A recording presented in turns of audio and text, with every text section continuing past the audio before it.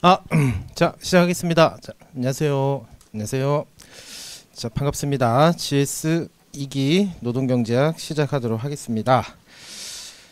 자, 우선 강의 계획서를 한번 보도록 하겠습니다. 저는 이제 송명진이라고 합니다. 그 문의는 이메일로 주시면은 제가 답변 드리도록 하고요. 강의 계획서 이메일을 활용해 주시기 바랍니다. 그리고 저희는 이제 주말반으로 9번 진행하도록 하겠습니다. 그래서 저녁 시간에 진행을 하고, 교재는 책이 이제 이게 오늘 나왔거든요. 오늘 책이 나왔으니까 이 교재 노동경제학 문제편으로 하도록 하겠습니다. 그래서 급하게 오시느라고 이 책을 못 구하셨으면은 저 뒤에다 몇 부 출력해 놨거든요. 오늘 진도 범위까지. 저 뒤에 책 없으신 분은 저 뒤에 출력해 놨으니까 그거 가지고 1회 수업은 진행하시면 되겠습니다. 그리고 이제 교재 가지고 문의가 많은데요. 이거 22년에 이제 문제편이 있고, 이제 제가 3년 만에 개정을 했습니다. 그래서 25년판. 그래서 22년판으로 들어도 됩니까? 들으셔도 됩니다. 22년 걸로. 근데 내용이 좀 추가되거나 변경된 게 있어서 그 내용은 그 학원에 수험 자료실이라고 있어요. 거기에 제가 추록으로 올려놓을 겁니다. 저도 이 책을 오늘 받아가지고 이제 보고 추록을 제가 빨리 올리도록 할게요. 단 오늘 1회차 수업은 22년 판으로 보시건 오늘 25년 판으로 보시건 내용은 똑같습니다. 2회차 수업부터 조금 달라질 거예요. 그래서 수험 자료실에 추록 올려놓을 테니 참고하시면 되겠습니다. 자, 그래서 강의 목표를 한번 보면, 자, 예상 문제하고 기출 문제를 통한 대비, 그리고 출제 가능성 있는 그래프, 그리고 50점 모의고사를 다음 시간부터 보도록 하겠습니다. 그 1기 때는 이제 진도 나가는 데까지를 시험 범위로 했었는데, 2기 때는 이제 진도 안 나가도 시험 범위에 맞춰서 문제가 출제되니까 미리 예습을 하시고 시험을 보시면 되겠습니다. 그리고 이제 계산 문제 풀이도 마지막 시간에 하도록 할게요. 그래서 다음 페이지에 보시면 이제 강의 진도표에 이제 시험 범위가 나와 있습니다. 그래서 1회 때는 모의고사가 없고, 그리고 2회차부터 진도별로 모의고사를 보도록 하겠습니다. 그래서 여기 이제 수업 들으시는 분들은 여기서 내시고, 우리 이제 동영상 보시는 분들도 반갑습니다. 그래서 수업 잘 따라오시고 모의고사 빠지지 말고 보시도록 합니다. 그래서 1기 들으신 분들은 와 25점인데 이렇게 점수가 나는 이렇게 낮았을까 하는데, 25점하고 50점하고는 실제 시험 보시면은 좀 차이가 좀 있을 거예요. 그래서 50분이 시간이 금방 갑니다. 그래서 그 시간 꼭 체크하셔가지고 그 시간 범위 내에서 모의고사를 응시하시면 도움이 될 거라 생각을 합니다.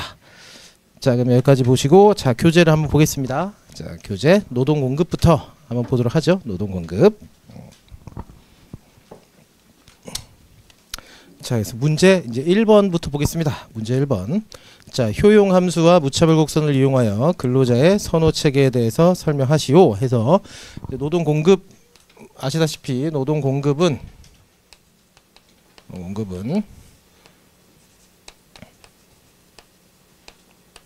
자, 내가 근로자다라고 생각하시고 풀면 됩니다. 그 시험 문제에 자, 근로자의 노동 공급에 대해서 설명하시오 이렇게 나오거든요. 근로자의 노동 공급에 대해서. 그래서 이 근로자란 말을 꼭 줘요, 시험 문제에. 그러니까 이 시험 보시는 분들이 근로자 입장에서 쓰라는 겁니다.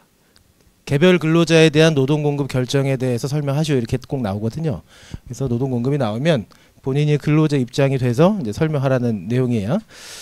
자, 그래서 근로자 입장에서 노동 공급을 설명을 한다. 그러면 우선 아셔야 될 게, 자, 무차별 곡선하고 자, 예산선. 대부분 이제 여기에서 나옵니다. 무차별 곡선과 예산선 여기에서 나오고, 결국에는 얘는 자, 소득과 여가 모형이라고 해요. 소득과 여가 모형. 그래서 무차별 곡선과 예산선을 이용하여 설명하시오 이렇게 줄 수도 있고, 자, 노동 공급을 자, 소득 여가 모형으로 설명하시오 이렇게 줄 수도 있습니다. 그래서 똑같은 얘기니까 똑같이 풀이 방식 하시면 되고, 자, 그리고 노동 공급이 시험에 나오면 이제 두 번째, 자, 노동 공급 곡선을 도출하시오 이렇게 나옵니다. 노동 공급 곡선을 도출하시오. 그래서 무차별 곡선과 예산선 가지고 얘는 이제 개별 근로자, 자, 개별 근로자 입장에서 한번 설명을 해보란 얘기고, 얘를 이제 확장을 합니다. 확장. 근로자가 이제 수천 명, 수만 명 엄청 많잖아요. 근데 근로자마다 이제 그 선택이 다 다르다고요. 누구는 10시간 일할 거야. 누구는 20시간 일할 거야. 그런 사람들을 다 모은 겁니다. 그래서 개별 근로자들의 확장. 그래서 근로자들의 선택.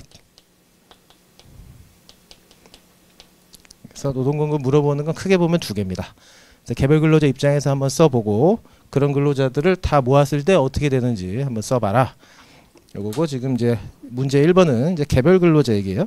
자, 그럼 효용 함수와 무차별 곡선을 이용하여 근로자의 선호 체계에 대해서 설명하시오. 이렇게 줄 수도 있고 소득 여가 모형을 이용하여 근로자의 그 선호에 대해서 설명하시오. 이렇게 줄 수도 있습니다. 똑같은 내용이에요. 자, 그러면 한번 볼게요. 자, 효용 함수. 자, 근로자들이 이제 어떤 선택을 하느냐? 자, 효용을 자, 어려운 말로 극대화하고 싶대요. 효용을 극대화하고 싶답니다. 극대화. 제일 크게 얻고 싶대요, 효용. 그래서 효용은 머릿속으로 항상 만족감이라고 생각하면 됩니다. 만족감. 기쁘고 싶다 이거죠. 하루를 살면서 이제 가장 기쁘고 싶은데 이 효용을 주는 혹은 만족감을 주는 게 많단 말이죠. 예를 돈도 있을 거고 뭐 여행, 뭐 집, 차 많단 말이에요. 이렇게 많은데 이제 이 하나하나를 다 우리가 분석할 수가 없으니까 자, 우리에게 효용을 높여주는 건 많은데 딱 두 개만 있다고 보자. 두 개. 그래서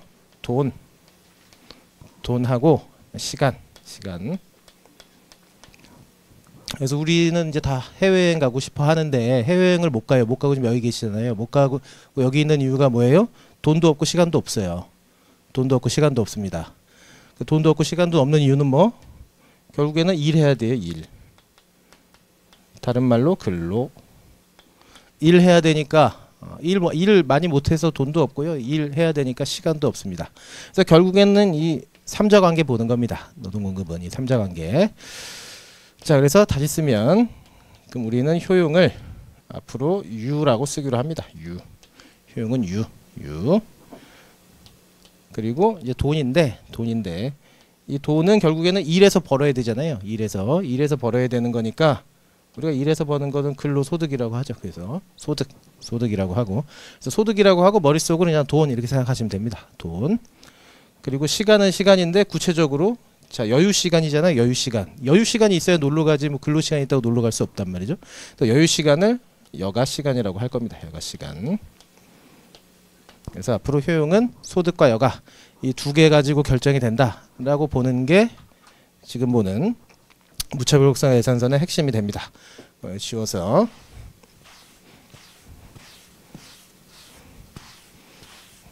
그러면 자, 효용 함수 한번 읽어보면 자, 개인은 아래의 식과 같이 재화의 소비 그리고 여가의 소비로부터 효용을 얻는다고 합니다. 그래서 C와 L은 더욱 많이 소비할수록 효용이 증가하는 재화로 가정한다. 그래서 효용은 자, 식으로 나타내면 돈하고 여가 이렇게. 그래서 얘는 효용, 소득 그리고 여가. 자, 소득이라고 쓰기도 하고 소비라고 쓰기도 합니다. 똑같이 취급해요. 소득이라고 나오면 소득이라고 쓰고 시험 문제 소비라고 나오면 소비라고 쓰면 됩니다. 똑같아요. 소득, 소비 그리고 여가 이렇게 결정이 된대요. 그래서 이제 이렇게 효용 함수로 나타낼 수가 있습니다. 그래서 이 효용 함수 식 1 이거 말로 쓰면 되지 식으로 이거 왜 나왔습니까? 라고 하면 이 계산 문제로 나오거든요. 계산 문제로. 그래서 이 효용 함수 계산 문제로 식이 이제 출제될 수 있습니다. 자, 그리고 이제 로마자 2번. 자, 그럼 무차별 곡선. 자, 그러면 이 효용 함수로부터 무차별 곡선을 도출할 수가 있어요. 효용으로부터 무차별 곡선을 도출할 수가 있습니다. 무차별 곡선. 자, 여기 여가 0. 그래서 우리는 행복을 주는 게 만족감을 주는 게 소득하고 여가 이게 둘밖에 없다고 그랬어요. 돈하고 여가입니다. 돈하고 여가. 그럼 이게 구체적으로 쓰면 이제 여가 시간이죠. 여가 시간. 그럼 가로축에 뭐가 들어갈지 헷갈린다라고 하시면 돈이 다 세로축에 간다고 보시면 됩니다. 돈이 다 세로축에 간다고 보시면 돼요. 돈이. 그래서 화폐는 다 세로축. 그리고 주인공, 얘가 주인공이거든요. 주인공. 우리가 분석의 대상이 되는 이 주인공, 얘가 항상 가로축이에요. 분석의 대상이 되는. 그래서 우리 수학 시간에 보면은 이렇게 돼 있잖아요. 이렇게 돼서 뭐 마이너스 x 이렇게 돼 있단 말이에요. 그러면은 뭐 구하라고요? y 값은 얼마인가 이거 안 물어봅니다. 예, 항상 x는 얼마인가 얘 물어봐요. 얘 x는 얼마인가 얘 물어보거든요. 얘 똑같아요. 얘도 똑같습니다. 우리가 궁금한 건 여가 시간이에요. 여가 시간. 자, 그래서 이렇게 됐고, 자 그럼 무차별 곡선을 한번 그려볼게요. 자, 무차별 곡선을 그릴 수가 있대요. 이렇게 얘가 무차별 곡선이랍니다. 무차별 곡선. 무차별 곡선. 자, 그래서 이게 효용함수라고 했는데요. 이게 효용함수라고 했는데 말로 쓰면 효용은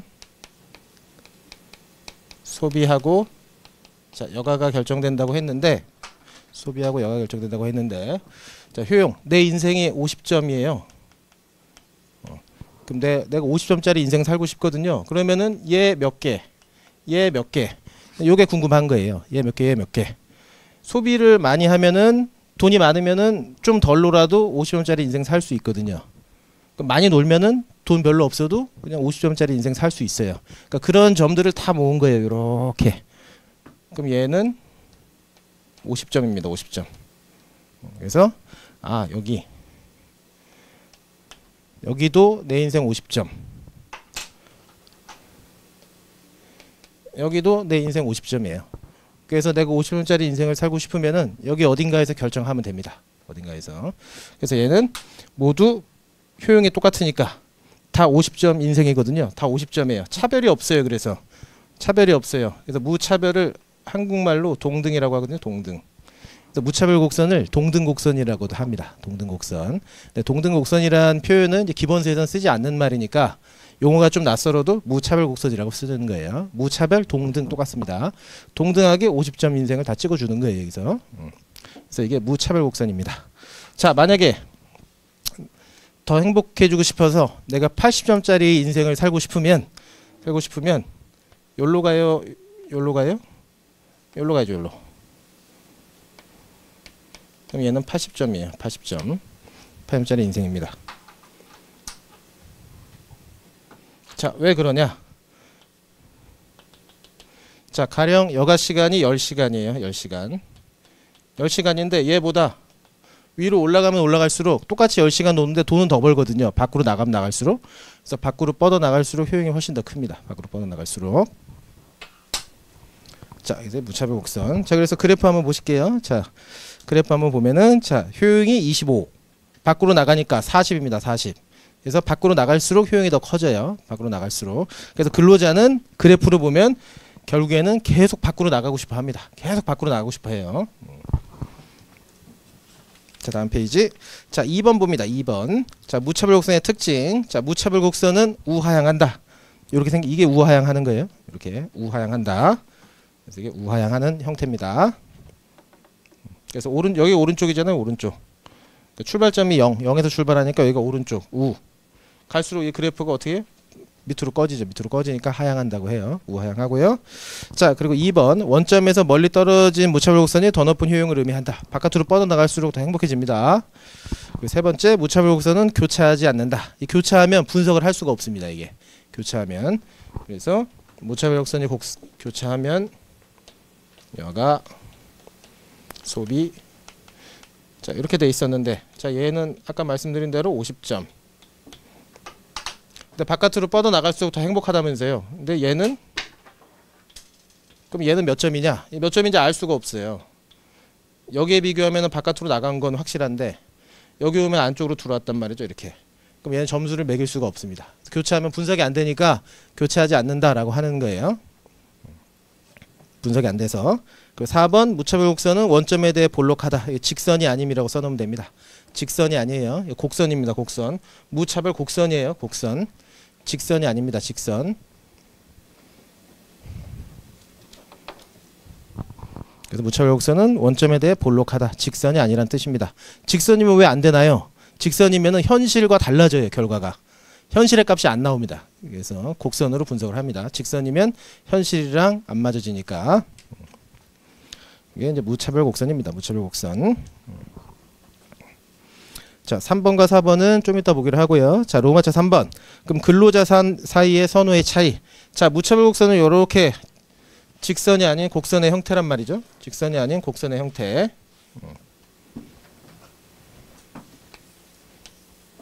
자, 여가 소비 혹은 소득이라고 써도 되는 소득. 여가 소비 혹은 소득.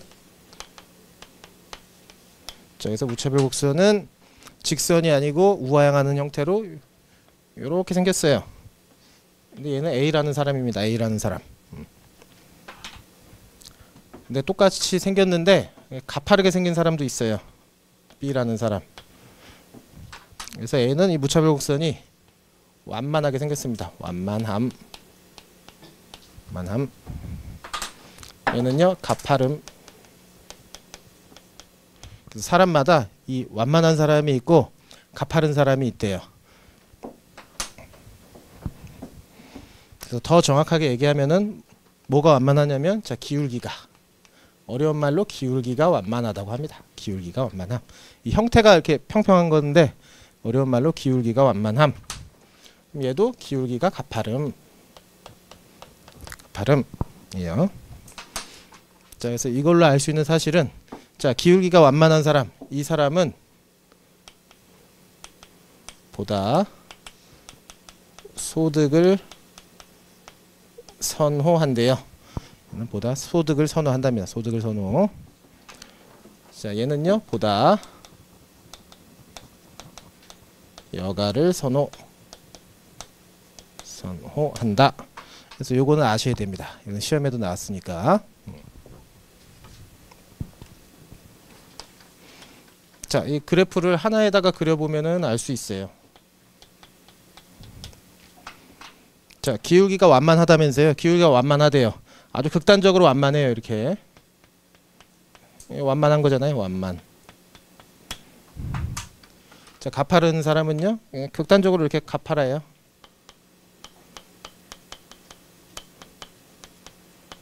가파름. 근데 이게 뭐예요? 이게 무차별 곡선이죠. 무차별 곡선. 무차별 곡선이에요. 얘가. 그러니까 얘는 지금 여가 10시간 줬는데 여가 10시간에 돈을 계속 올려줘도 얘는 그냥 50점이에요. 행복도가 안 올라가요. 돈을 아무리 올려줘도. 얘 행복도 올라가려면 어떻게 해요? 여가 시간 더 줘야 돼요. 여가 시간 더 줘야지 더 행복해진단 말이에요. 그래서 아, 얘는 돈 아무리 올려줘도 의미가 없구나. 여가 시간 더 줘야 되는구나. 그래서 얘는 여가를 좋아하는 사람입니다. 이 완만한 사람 얘도 봐요. 그래서 일주일에 100만원 벌어요. 일주일에 100만원. 자, 일주일에 100만원 벌고 100만원 주면서 더 놀라고 하면은 더 행복해져야 되는데 얘는 노는 시간, 여가 시간 더 줘봐야 똑같이 얘도 50점입니다. 안 행복해져요. 얘 행복하게 만들려면 어떻게 해요? 돈 더 줘야 됩니다. 돈 더 줘야지 행복해져요. 그래서 요건 아셔야 됩니다. 요거. 자, 가파르면은 아, 여가를 좋아하는구나. 얘는 평평하면 얘는 세로축 돈 좋아하는구나. 요거. 그래서 극단적으로 얘는 한번 그려보면은 헷갈릴 일이 없습니다. 그래서 로마자 3번 한번 볼게요. 자, 그림 이와 같이 무차별 곡선의 기울기가 매우 가파른 신디는 한계 대체율이 크다. 한계 대체율 동그라미 하시고 기울기라고 하시면 됩니다. 기울기. 한계 대체율이 크다. 자, 기울기가 크다. 다음 줄 무차별 기울기가 평평한 완만한 편인 민디는 한계 대체율이 작다. 기울기가 작다는 얘기입니다. 기울기가. 자, 그래서 일에 대한 선호의 차이는 노동공급의 차이를 가져오는 결정요인. 신디처럼 여가를 매우 선호하는 근로자는 단시간 근로자를, 그리고 민디처럼 여가에 그다지 높은 가치를 부여하지 않는 근로자. 그러니까 얘는 소득을 선호하는 친구예요. 소득을 선호하는 친구는 일 중독자가 될 확률이 높다. 그래서 무차별 곡선의 형태가 우하향하고 직선이 아닌 거는 똑같은데 가파른 사람이 있고 평평한 사람이 있어요. 그래서 그런 차이로 누구는 일 많이 하고 누구는 일 안 할 것이다 예측할 수가 있습니다. 자, 다음 페이지. 자, 그래서 이쪽으로 와보시면, 자, 얘도 결국은 밖으로 나가고 싶어 해요. 이렇게 더 행복해지고 싶어 한단 말이에요. 얘도 마찬가지. 얘도 더 행복해지고 싶어 하는 거는 똑같아요. 밖으로 나가고 싶어 하는 건 똑같습니다.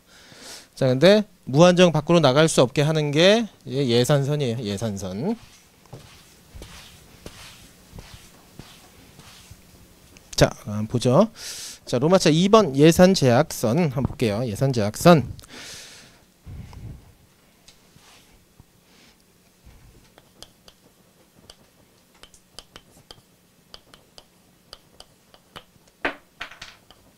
자, 이렇게 효용은 요거라고 했습니다. 효용은 요거. 그래서 돈이에요. 돈 많이 벌고 싶고 많이 놀고 싶어요. 돈 많이 벌고 그리고 많이 놀고 싶어요. 왜? 그래야 내 효용이, 내 만족감이 올라가거든요. 자, 이거는 이제 모든 개인이 동일하게 느끼는 건데, 근데 무한정 못 나가게 하는 게 있습니다. 자, 두 번째. 자, 예산 제약. 자, 제약이 있어요. 제약 조건이 있답니다. 자, 그래서 1번 예산 제약식. 그래서 개인의 재화와 여가에 대한 소비는 그 사람의 시간과 소득에 의해 제약을 받는다. 이때 재화 소비를 위해 지출한 비용이 임금 소득과 비근로 소득의 합과 일치한다고 하면 이 사람의 예산 제약식은 다음과 같이 나타낼 수가 있다. 이렇게 돼 있는데, 자, 한번 보면 결국에는 이 제약 조건은 뭐냐? 얘는 시간입니다.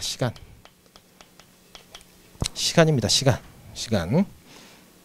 솔직히 이 시간 제약만 없으면은 뭐 1년에 100억도 벌 수 있어요. 시간 제약만 없으면은. 근데 시간 제약이 있으니까는 이제 무한정 일할 수가 없어서 100억을 벌지 못하는 거거든요. 그러니까 결국에는 이 시간이라는 제약 조건 때문에 돈을 많이 못 벌어요. 그리고 무한정 놀고 싶은데 시간 제약 때문에 무한정 못 놀아요. 일주일 안에 와야 됩니다. 여행 가서. 그래서 결국에 제약 조건은 시간이에요. 그래서 결국에는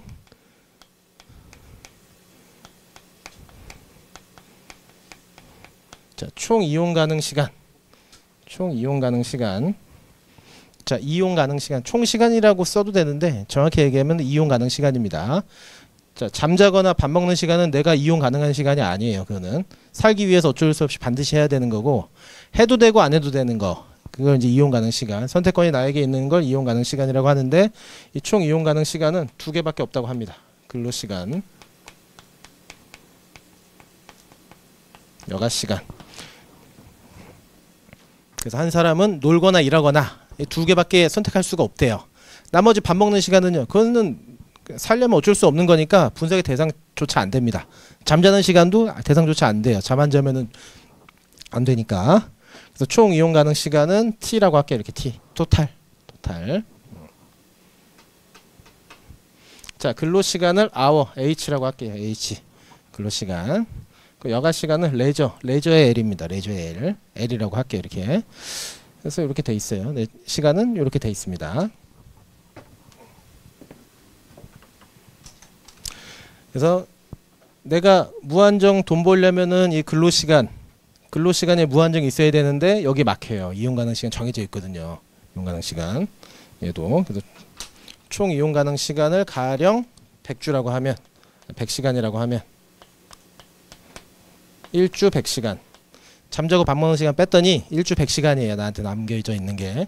그럼 나는 이 100시간 안에서 40시간 일하고 60시간 놀던지, 아니면 50시간 일하고 50시간 놀던지, 이렇게 정해진 시간 안에서 분배를 해야 되니까 무한정 행복해질 수가 없습니다. 여기서. 자, 이건 아시고. 자, 그래서 1번 보시면, 자, C는 소비예요. 소비, 돈 많이 벌면 행복하다고 했으니까, 이 돈은 어떻게 벌어요? 자, 근로소득에다가 비근로소득 가지고 이제 나는 돈을 벌거나 쓸 수 있습니다. 소비를 C라고 하면, 자, 근로소득은 뭐?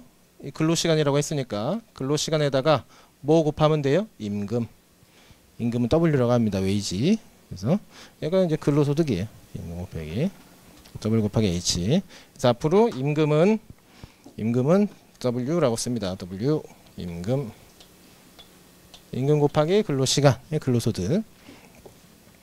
게다가 비근로소득 보통 V라고 써요. V. 비근로소득.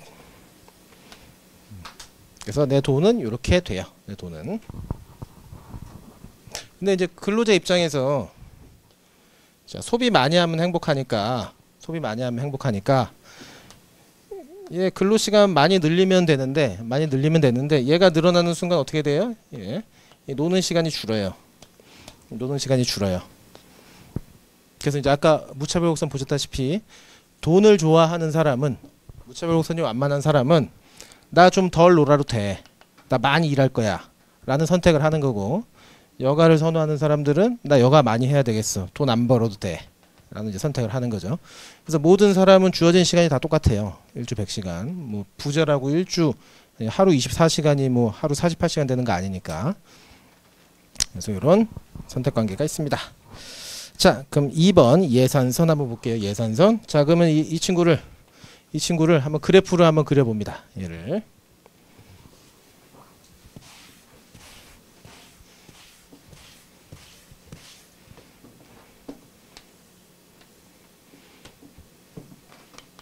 소득 혹은 소비. 자, 여가 시간.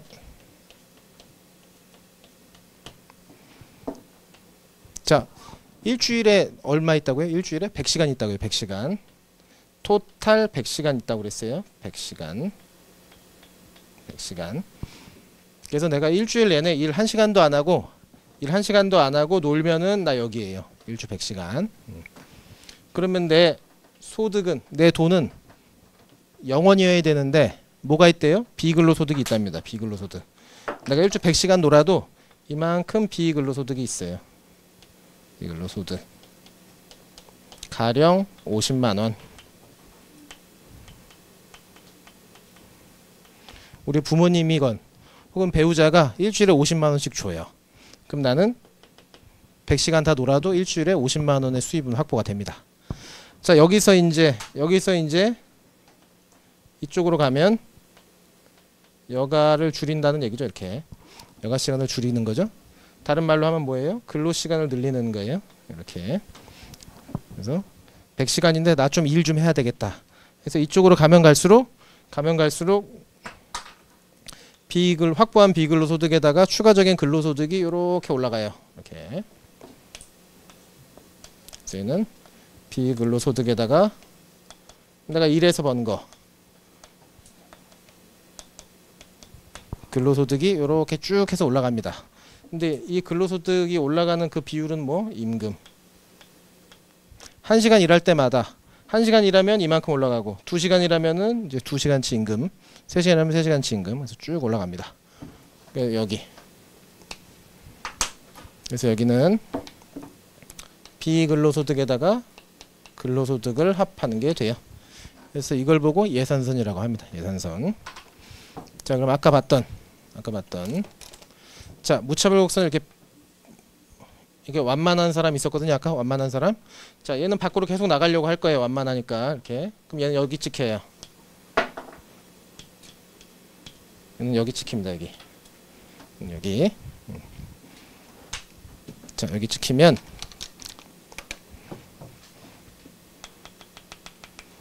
그래서 측정해 봤더니 150만 원이에요. 측정해 봤더니 150만 원.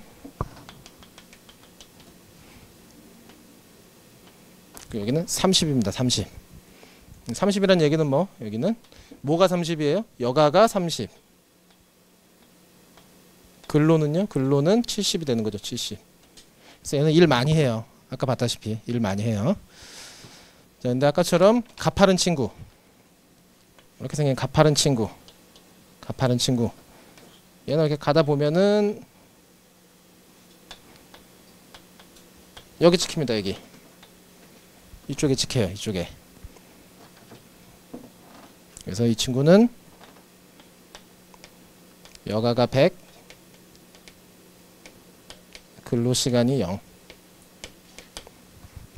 그래서 어차피 예산선은 내가 무차별 곡선이 가파른, 내가 여가 선호자든 소득 선호자든 기업은 그런 거 고려 안 해줍니다. 채용하면은 임금 10,000원이면 다 똑같이 10,000원인 거지 누구 더 주고 누구 덜 주질 않아요. 그래서 무차별 곡선은 사람마다 다른데 이 예산선은 다 똑같습니다. 예산선은. 그래서 동일한 예산선 안에서 누구는 일 많이 하고 누구는 일 왜 더 할까? 누구는 덜 할까? 무차별 곡선이 생긴 게 달라서 그렇다는 얘기예요. 이제 이게 실제로 이제 시험 문제 나온 게 여가 선호자와 소득 선호자의 근로 시간이 어떻게 다른지 설명하시오. 나왔는데 요거 그리면 되는 거예요. 요거 그렸으면 됩니다. 요거.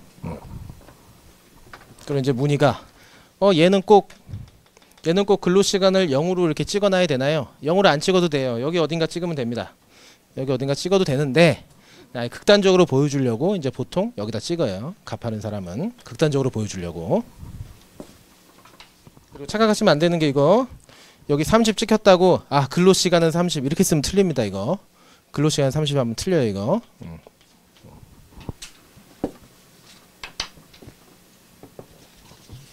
그래서 이게 무슨 모형? 이게 소득 여가 모형이에요. 소득 여가 모형. 보통 시험 문제에서는 이제 소득 여가 모형이라고 나옵니다. 소득 여가 모형이라고 나와요.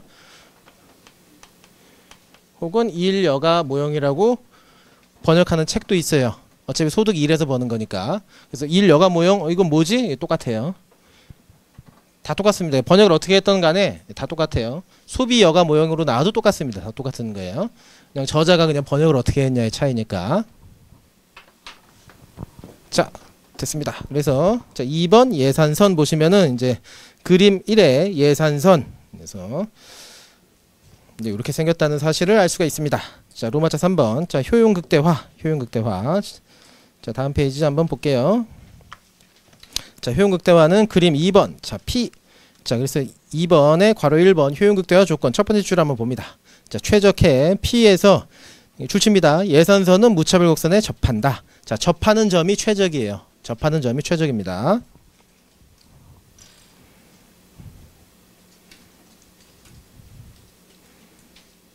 자, A점 볼까요? 그래프 A점. A점은 접하는 점이 아니에요. 이거는 교차하는 점이라고 합니다. 교차하는 점. 그래서 이런 점은 최적이 아니에요. 접하는 점. 그러니까 접한다 나오는데 이제 이걸 다른 말로 유일한 점이라고 합니다. 유일한 점. 하나밖에 없는 점. 하나밖에 없는 점. 유일한 점. 그래서 접한다. 유일한 점. 그래서 접점이라고 하거든요. 접점. 접하는 점. 접점. 점. 유일한 점이라고 하고 이제 가장 많이 쓰는 용어가 균형 점. 균형점이에요. 균형점. 그래서 우리가 흔히 이제 균형이란 말을 많이 하는데 이 균형은 뭔 뜻이냐? 이동의 유인이 없는 상태가 균형입니다. 상태. 이동의 유인이 없는 상태가 균형이에요. 그래서 우리는 노동경제 볼 때 다 균형점 찾는 겁니다. 균형점. 균형점을 찾으시오라고 하면 유일한 점을 찾으란 얘기구나. 그럼 그래프로 그리면 이게 접하는 점이구나. 이렇게 아시면 되겠습니다. 자, 그래서 여기가 이제 최적점이래요. 최적점. 자, 여기는 최적점이 아닙니다. 자, 얘는 최적점이 아니에요. 여기로 올 수도 있거든요. x, y. 근데 여기는 유일한 점, 접점이라고 안 해요. 왜요? 일단 교차하기도 교차하고 균형이 아닙니다. 균형이. 왜 균형이 아니에요? 여기 가도 되고 여기 가도 되거든요. 효용이 똑같다면서요. 그래서 여기는 이동의 유인이 있으니까 이건 접점이 아니에요. 이제 얘는요. 더 갈 데가 없어요. 다른데. 그럼 얘는 이제 이동의 유인이 없는 상태니까 이게 균형입니다. 균형. 그래서 이제 균형 책보다 균형 얘기 가끔 나오는데 이동의 유인이 없구나 이렇게 알아두시면 되겠습니다. 그래서 우리는 이제 P점을 찾는 거 접하는 점입니다. 접하는 점. 자, 이제 여기까지 됐고. 자, 근데 이제 이게 그림으로 그리면 균형점을 그림으로 그리면 지금 말씀드린 대로 접하는 점입니다. 이제 이렇게 하고 끝나면 돼요. 끝나면 되는데 이게 계산 문제가 나오니까 조금 더 디테일하게 봐야 됩니다. 그래서 자, 이 여가 시간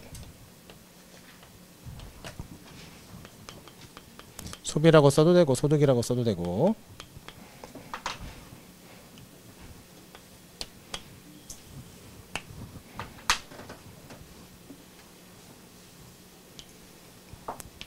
자, 이렇게 생겼어요.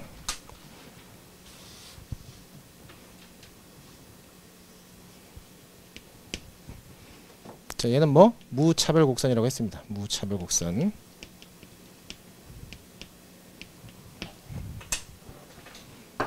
얘는 뭐 예산선.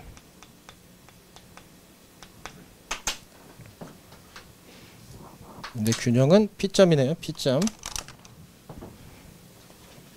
P점이 균형이에요. 균형.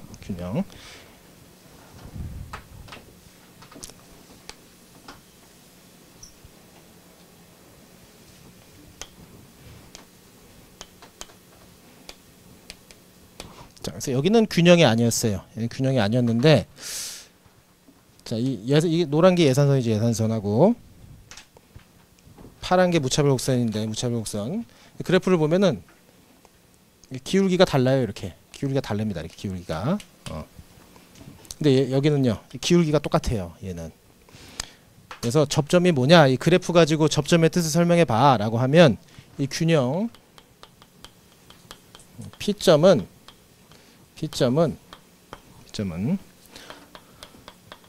무차별 곡선의 기울기하고요,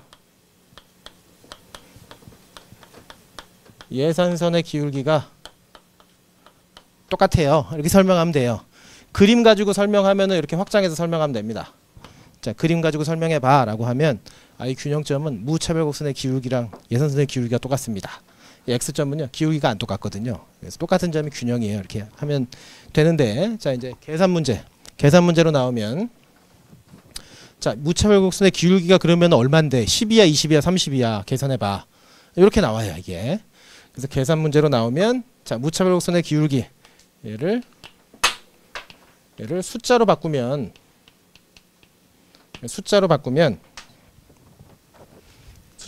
기울기가 얼마인데 1이야 2야 3이야. 그럼 그 측정 값을 우리는 한계 대체율이라고 해요. 한계 대체율. 영어로 MRS. 한계 대체율. 유리니까 숫자로 나올 거 아니에요. 유리니까. 그래서 숫자로 얘를 변환한 게 한계 대체율입니다. 1이야 2야 3이야 이렇게. 그럼 예산선의 기울기는요. 예산선의 기울기는 아까 뭐에 비례해서 올라간다고 해서 이렇게 쭉 임금이에요. 임금. 임금이면 10,000원, 20,000원, 30,000원 얘도 숫자로 나올 거 아니에요. 그래서 그림이 아니라, 자, 숫자로 이제 치환해 가지고 보면은 이제 요런 용어를 쓰는 겁니다. 요런 용어를. 그래서 아까 말씀드린 대로, 자, 기울기가 커요. 기울기가 가파라요.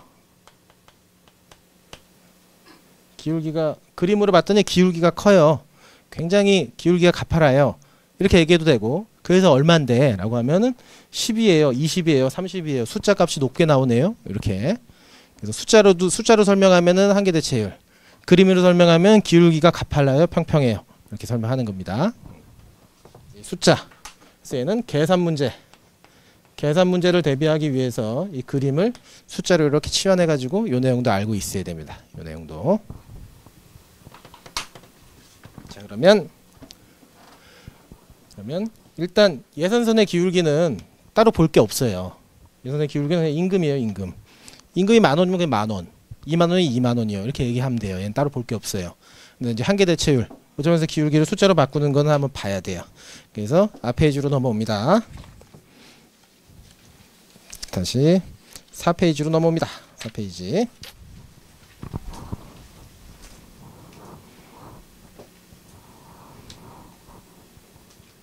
자, 그래서 무차별곡선의 기울기 이게 뭐냐? 자, 여가의 한계 효용을 제한 소비를 유지한 채 자, 이 줄치입니다. 여가를 한 시간 더 소비함으로써 요 줄치시고 얻는 효용의 변화까지.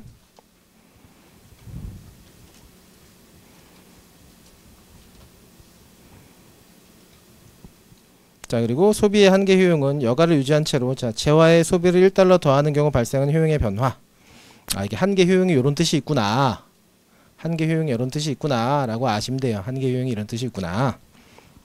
그래서 우리가 노동경제할 때 한계라고 나오거든요. 한계가 한 단위입니다. 한 단위. 한 단위.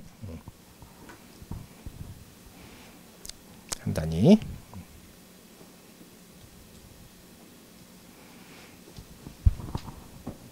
자, 그래서 한번 무차별 곡선의 기울기를 계산을 어떻게 하는지 한번 보겠습니다.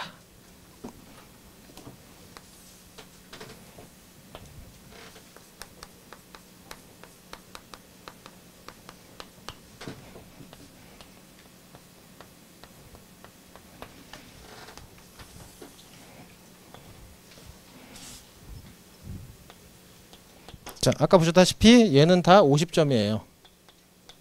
50점. 50점. 50점.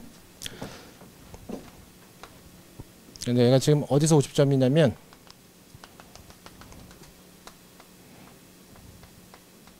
자, 일주일에 10시간 놀고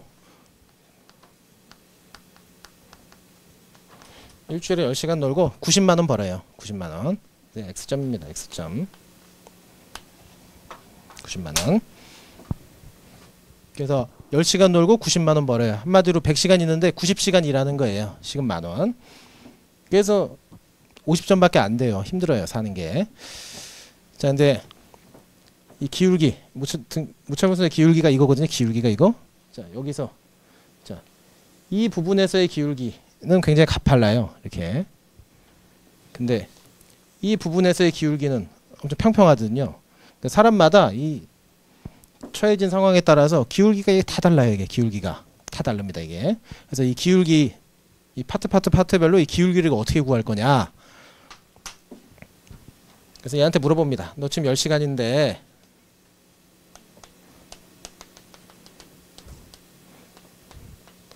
내가 1시간 더 놀게 해줄게.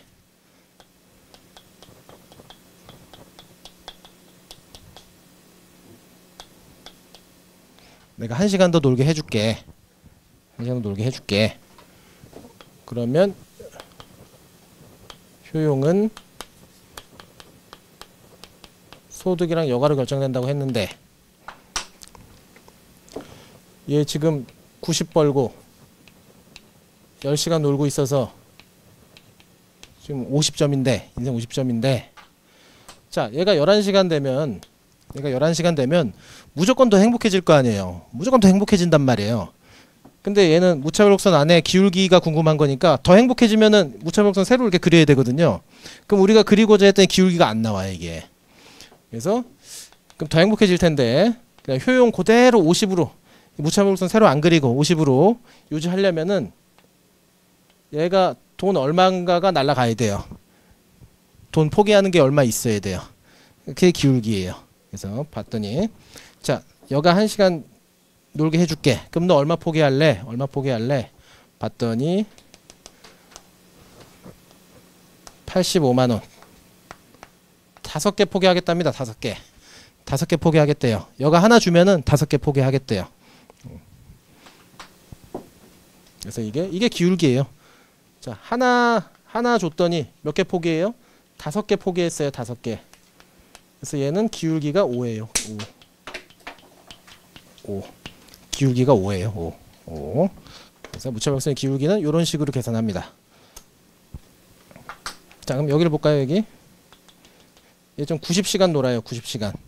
90시간 놉니다. 얼마 벌어요? 10만 원 벌어요. 10만 원. 10만 원. 10만 원.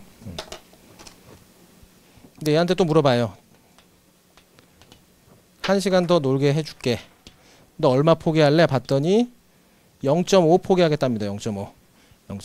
5,000원 포기하겠대요. 1시간 놀게 해주면. 이미 많이 놀고 있어가지고 1시간 놀게 해줘봐야 이제 행복이 많이 안 올라간대요. 0.5. 그래서 얘는 한계대체율 기울기가 0.5예요. 0.5. 그래서 기울기는 이런 식으로 구합니다. 그림으로 그리면 이제 이런 식으로 구하는 거예요. 자, 그러면은 계산 문제 나왔을 때 어떻게? 자, 무차별곡선의 기울기.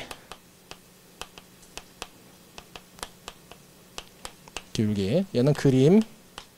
근데 계산 문제 나왔어요. 그럼 얘는 값을 구해줘야 돼요. 한계 대체율. 영어로 쓰면 MRS. 그래서 뭐 자, 여가 하나 더 줄게. 여가 하나 더 줄게. 너 소득 몇 개 포기할래? 요거예요. 여가 하나 더 줄게. 너 소득 몇 개 포기할래? 요거거든요. 그래서 누군가는 5 나온 거고 누군가는 0.5 나온 겁니다. 이렇게.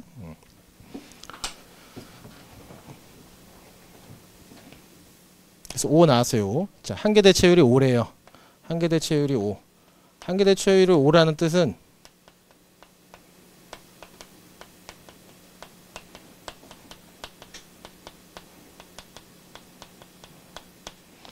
여가 한 단위하고 소득 5단위가 똑같다는 얘기거든요. 1시간만 놀게 해주면 내 돈 5개나 다 줄게. 요거예요. 그래서 얘를 다시 쓰면 결국에는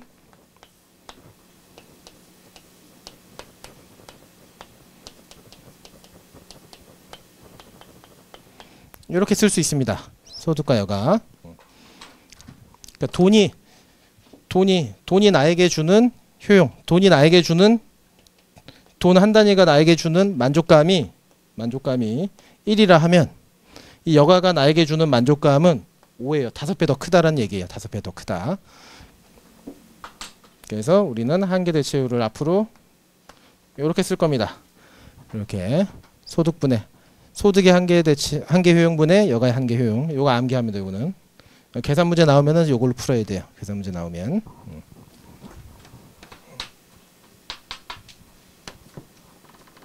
그래서 1시간 놀게 해줄 테니까 나 1시간 놀게 해주면 5만 원 포기할게. 이 뜻이 뭐냐 도대체?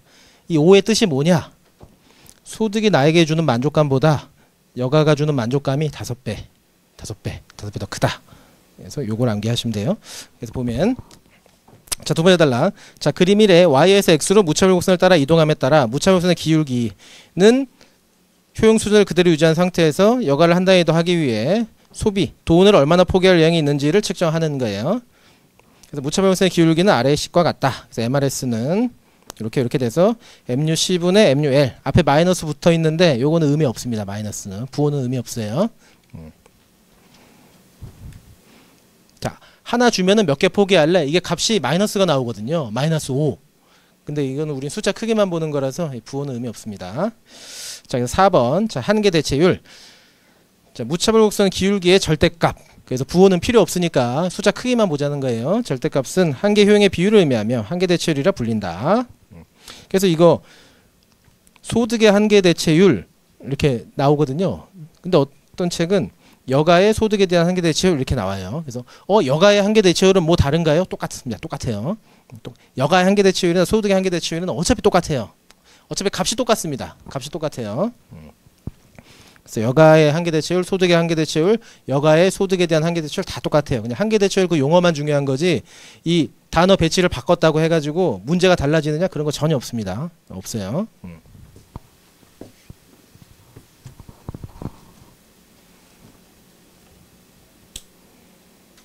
자, 이어서 자, 무차별 곡선이 원점에 대해 볼록하다는 가정은 한계 대체율 체감의 가정과 같다. 그래서 한계 대체율 체감 보시면 여기 자, 여기서는요 5개 포기할래. 근데 여기서는요 0.5 포기할래잖아요. 그러니까 점점점 포기를 못하겠다 하는 겁니다. 점점점 돈 포기 못하겠다. 왜? 돈이 없거든요. 내려올수록 포기할 돈이 없어요. 그래서 이 한계 대체율 체감이란 얘기는 이런 얘기 하는 겁니다. 이런 얘기. 점점 포기 안 한다. 자, 됐어요. 자, 다음 페이지 이제 다시 돌아옵니다. 자, 그러면 2번 8페이지 2번. 자, 예산선과 무차별 곡선에 접하는 조건의 해석. 자, 식 4번 보시면 MUC C 뭐예요? 이거 소비. MUL은 뭐예요? L 여가. 요거. 무차별 곡선의 기울기를 이렇게 쓰면 됩니다. 기울기를 계산 문제 나오면 요걸로. 그럼 W는요? 이건 예산선의 기울기죠. 그래서 식 4번은 계산 문제로 나왔을 때 활용할 식이에요. 계산 문제로 나왔을 때 활용하는 식.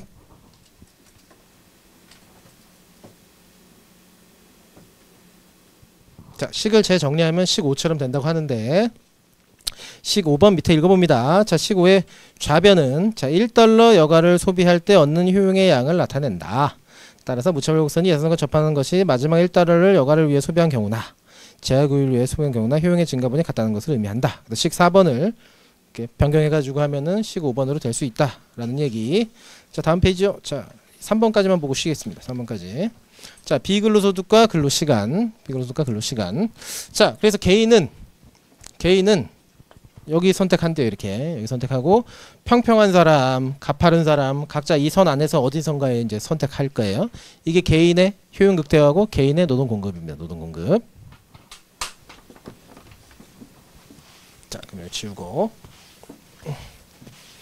자, 그럼 이제 소득 여가 모형을 보셨으니까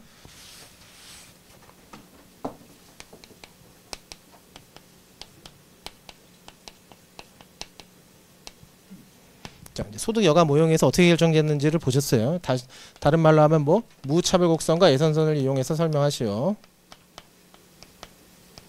설명하는 거를 이제 봤습니다. 그리고 하나 뭐 있다고 했어요? 두 번째는요. 노동 공급 곡선 도출하는 거. 근로자들의 합. 두 개라고 했는데 자, 소득 여가 모형 봤습니다. 자, 그럼 이 소득 여가 모형은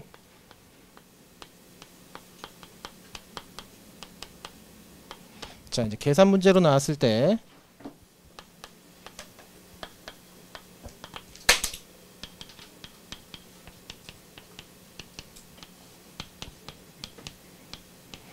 자, 이제 이렇게 약간씩 요 활용해서 이제 푸는 거 요걸로 나올 거고 자, 이제 그림 문제로 나오면 아까 봤다시피 균형 자, 유일한 점 이제 균형 찾는 거. 자, 그래서 균형을 찾았어요. 그래서 이 사람은 40시간 일하고 60만 원 번대요. 찾았어요. 찾은 상태에서 이 노동 공급을 분석하는 이유가 이제 사람들이 40시간 일하는 거 좋아해요. 뭐 20시간 일하는 거 좋다 이겁니다. 근데 이 사람들이 언제는 일 더하고 언제는 또 일 안 해요. 그러니까 사람들이 근로시간이 또 계속 바뀌어요. 이 근로시간이 사람들이 자꾸 이거 왜 바뀌나 봤더니 바뀌는 이유가 두 개랍니다. 두 개. 그냥 평생 40시간 일할 줄 알았는데 어느 날 되니까는 20시간밖에 일을 안 해요. 그래서 이 사람들 근로시간을 이렇게 좌지우지하는 요소가 뭐가 있느냐? 이 두 개 있답니다. 첫 번째, 비근로소득.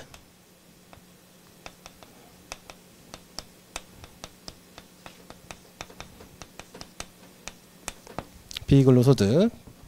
부모님이 돈을 많이 주거나 배우자가 돈을 많이 벌어오거나 아니면 뭐 복권에 당첨됐다거나 그러니까 일과 무관한 소득이 늘어나니까 사람들이 일을 안 하더래요.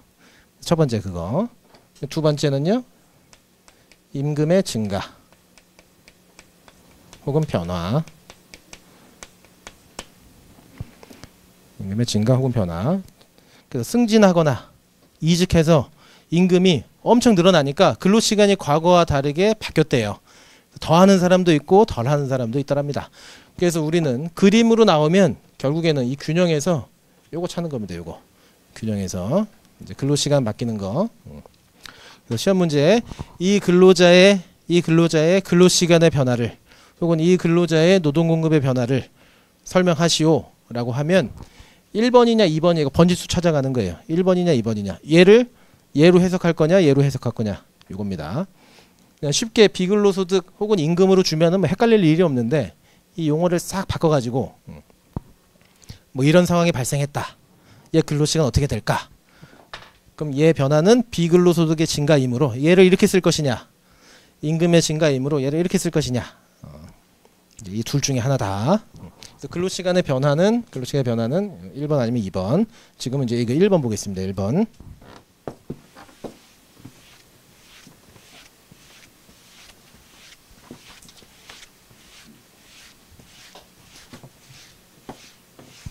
자, 그래서 비근로소득과 근로시간. 자, 초기 조건이 있는데 초기 조건. 그래서 마지막 줄. 자, 40시간 일한다고 가정할게요. 40시간 일한다고 가정합니다. 자, 로마자 2번. 비근로소득 증가에 따른 예선선의 이동. 예선선의 이동.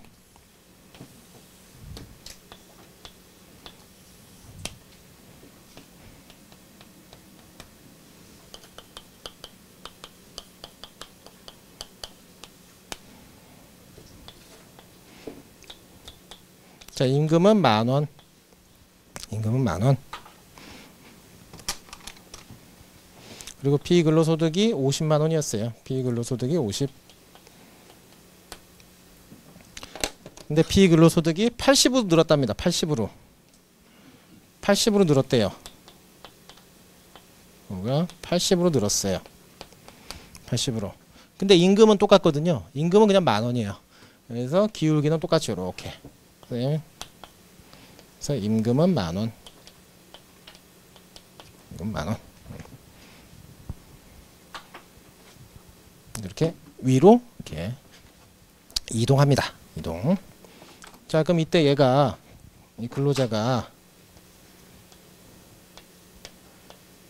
여기에 있었어요. 여기에. 그래서 계산하기 편하게 일주 100시간 있다고 할게요.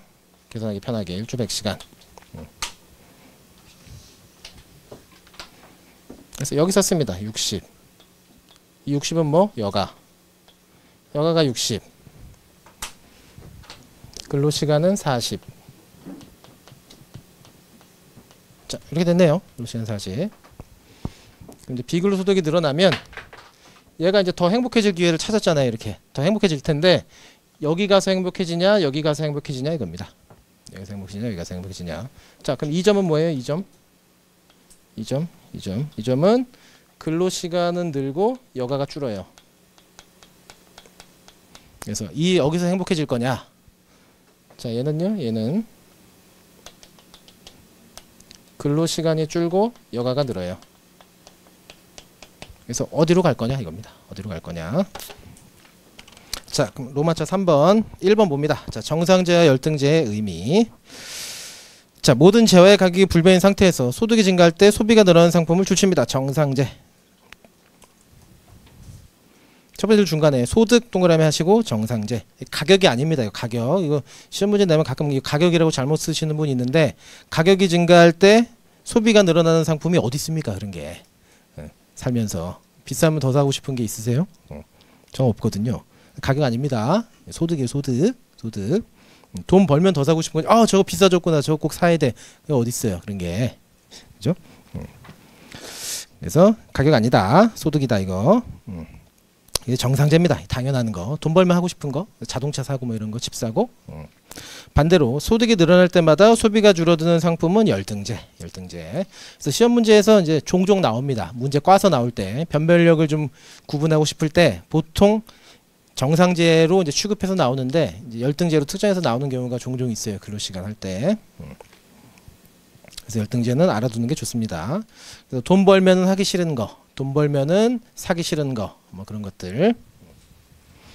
자, 그래서 임금률이 고정된 상태에서 자, 비근로소득의 증가가 근로시간에 미치는 영향을 줄칩니다. 소득 효과라고 부른다. 그래서 비근로소득 세 번째 중간에 비근로소득 동그라미 하시고 소득 효과. 그러니까 내 소득이 바뀌어서 근로시간이 바뀌는 거를 소득 효과라고 해요. 내 소득이 늘어서 근로시간 어떻게 됐구나. 이게 다 소득 효과입니다. 근로시간이 늘어나든 줄어들든 다 소득 효과예요. 다 소득 효과예요. 그러니까 소득의 변화로 인해서 발생하는 근로시간의 변화는 다 소득 효과입니다. 자, 만약 여가가 정상제라면 비근로소득의 증가는 여가 소비를 증가시키고 근로시간을 감소시킨다. 그래서 자, 첫 번째 여가가 정상제라면 자, 내 비근로소득이 늘었으니까 자, 여가는 머릿속으로 여행이라고 생각하면 되거든. 해외여행. 자, 비근로소득이 늘었으니까 나 여행 많이 갈 거야. 그러면 여가가 정상제예요. 정상제. 그러면 근로시간 어떻게 됩니까? 근로시간은 줄어요. 근로시간은 줄어요. 얘 어디 있어요? 근로시간 줄어드는 거? 여기 1번 여기. 그래서 1번의 상황이라면 무차별 곡선이 여기로 와서 더 행복해지면 됩니다. 일로 와서 더 행복해지면 됩니다. 일로 와서. 자, 2번. 자, 여가가 열등제.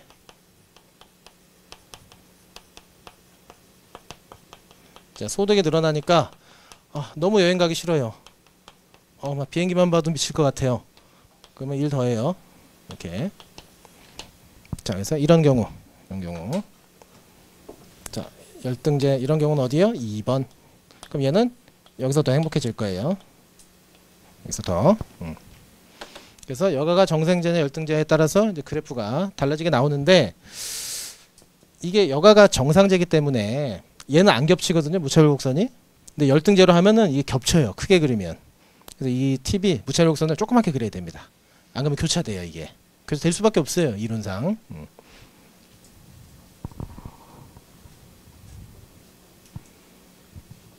자, 그래서 2번. 자, 여가가 정상제인 경우.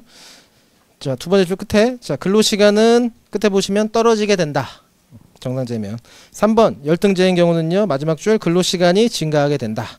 그래서 그래프 보시면 여가가 정상제인 경우는 요쪽에, 여가가 열등제인 경우는 요쪽에 찍히네요. 그래서 점이 요쪽에 찍히느냐. 그러니까 이 최저점 기준으로 오른쪽으로 가냐, 왼쪽으로 가냐. 요거 찾는 거예요, 요거. 결국에는 근로시간이 어떻게 바뀌느냐 찾는 거니까 이거 헷갈리지 않게 잘 찾으시면 되고, 저는 이제 그래프를 하나로 그렸는데 실제 시험에서는 그래프를 두 개로 그리세요. 두 개로. 책에 나온 대로 두 개로. 그래서 이 비근로소득과 근로시간은 매우 중요하고 시험 문제에 아주 빈번하게 나와요. 10점부터 20점까지 점수 대중 없습니다. 얘는. 그래서 언제든 나올 수 있으니까 최대한 이 그래프하고 똑같이 그리시길 바랍니다. 자, 여기까지 보셨고 쉬었다가 단시간 근로기에 보도록 하겠습니다.